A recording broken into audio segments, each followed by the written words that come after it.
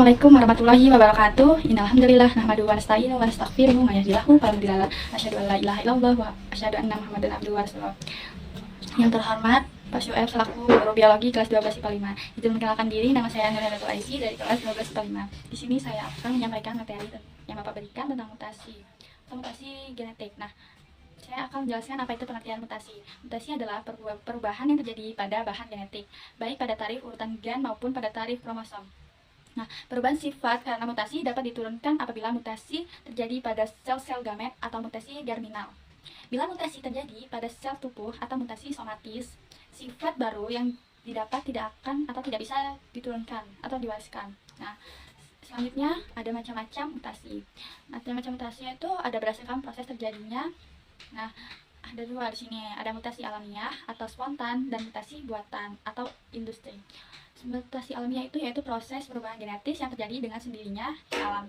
Diduga faktor penyebabnya adalah panas, radiasi sinar kosmis, radioaktif, sinar ultraviolet, dari matahari, dan radiasi dan ionisasi internal. Ada juga dari mikroorganisme serta kesalahan DNA dalam metabolisme. Nah, dalam mutasi alami ini ada prosesnya. Prosesnya itu terjadi karena adanya kesalahan alami dalam proses replikasi DNA disebabkan oleh mutagen-mutagen yang sudah ada di alam atau dari mutagen alami ya. Contohnya itu sinar matahari, virus, bakteri, sinar kosmik, gas dan zat kimia alami. Dan satu lagi ada unsur radioaktif di alam. Nah, itu yang dari aku sebutkan tadi, itu bersifat merikan atau jarang terjadi, satu kali dalam 1 juta atau miliar pembelahan sel. Nah, salah satu faktor penting dari evolusi. Contoh mutasi alami itu terjadi pada belalang pink dan kuda Nil. Nah, selanjutnya mutasi buatan atau yang disebut dengan induksi. Mutasi buatan itu yaitu proses genetis yang terjadi oleh usaha manusia. Jadi itu akibat campur tangan manusia. Jadinya disebut dengan mutasi buatan.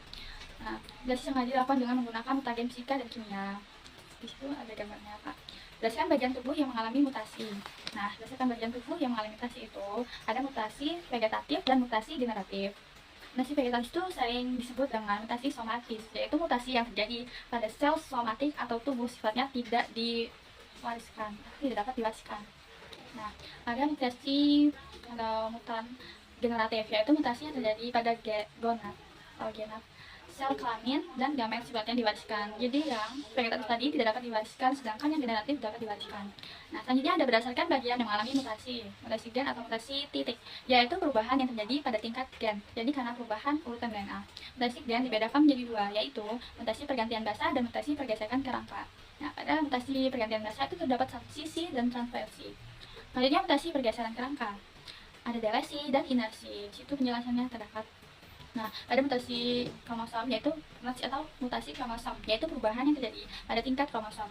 Nah, macam-macam mutasi kromosom itu ada delesi, duplikasi, inversi, translokasi, dan kalenasi. Selanjutnya terdapat zat-zat yang menyebabkan mutasi atau mutagen. Nah, ada 3. Ada mutagen kimia, mutagen fisika, dan mutagen biologi. Nah, pada mutagen kimia itu ada pestisida, formaldehiда, dan kafein. Sedangkan mutagen fisika itu ada radioaktif, sinar X disebabkan oleh sinar gamma, dan neutron atau reaksi nuklir. Nah, selanjutnya ada mutagen biologi, itu ada virus ya. Nah, apa sih dampak mutasi ini?